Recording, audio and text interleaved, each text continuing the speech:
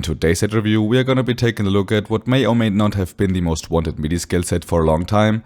It's of course set number 75441, Venator-Class Attack Cruiser. I honestly always love to get a Venator, so even though I own the UCS version, I definitely had to get this one as well. The set released on January 1st of 2026 with 643 pieces, as per usual with Midi Scale models without any minifix, and retails for roughly $80 and euros, which is an insane price tag for this model, but more on that later. I'm also gonna pair the Venator with the already retired Invisible Hand to see how they look on display, but before all of that, let's take a quick look at the box art. The front of the box is gonna be a typical boring 18+ box. At this point I'm very tired of this design, but you're gonna find a render of the model in front of an entirely black background, and the Venator itself has some kind of glow behind it. The backside shows you a different angle of the ship, in this case more from the back so you can see the engines, and it's at least a little more interesting with a very nice picture of the Venator from the opening of Revenge of the Sith, as well as the measurements of the completed build on the right. When opening the set, you're gonna find a total of 5 numbered bags and your typical LEGO instruction manual. In typical Starship Collection manner, there are some introduction pages at the start with some information about the ship, and some awesome screenshots from both the Clone Wars, which really surprised me, and Revenge of the Sith. I always really appreciate these little introductions at the start, it kind of sets the mood for the build, which I really like. Moving over to the building process, you start with this small back section of the Venator, to which you attach 2 bigger engines. Then there is the first little Easter egg, which gets explained in the instruction manual as well. In this case, it's an Imperial officer briefing a clone trooper.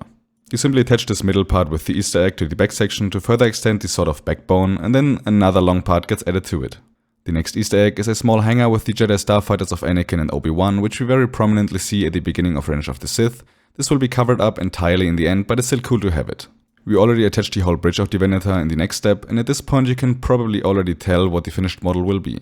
The bottom left gets covered up by a panel, which is simply attached via some clips, and you do the same with the top panel, but this time there is a little rubber piece, which furthermore secures the place of both panels.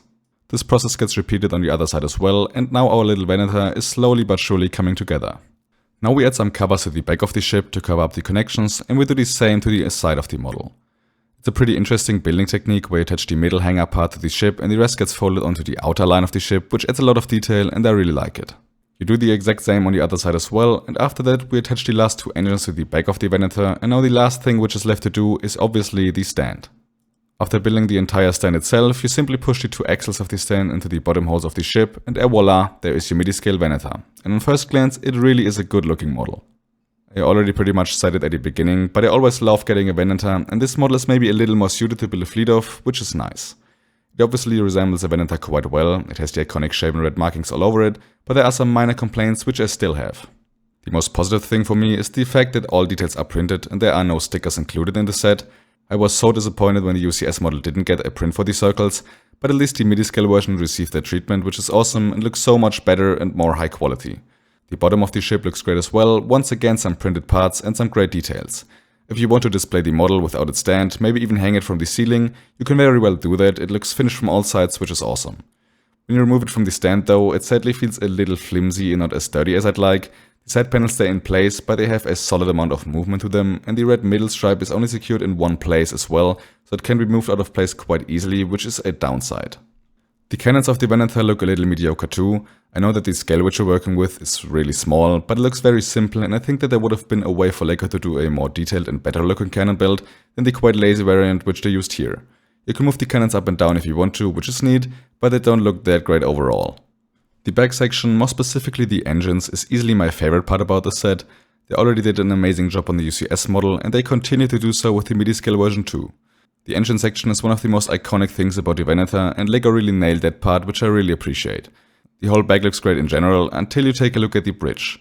Most of it looks fine as well, and it's not a major complaint on my end, but it feels a little bulky and not as thin as it should be in my opinion. Especially those slopes on the outside feel a little too much and create that bulky look. Speaking of the thickness, I also have to complain about the general thickness of the Venator, and more so the front. It's awesome that LEGO was able to achieve the slightly downward angle on the front part, which is amazing, especially in such a small scale. But I wish that the front would have also been a little thinner. The Venator lives from the sleek and thin appearance which it has in all media, and the front section should be thinner than the back, and this model really has about the same height throughout the whole main body, which is incorrect and also looks like that. Once again, it's not a major complaint, but it's a little nitpick, and I would have loved to see LEGO achieving the right proportions on this model. The all-black stand looks solid and fits the Starship Collection theme, the plaque is printed as always, which is nice, and overall I can't really complain about anything here. But now finally the moment that we've all been waiting for. Pairing the Midi Scale Venator with the Invisible Hand, and I do have to say, seeing these two models right next to each other looks absolutely amazing.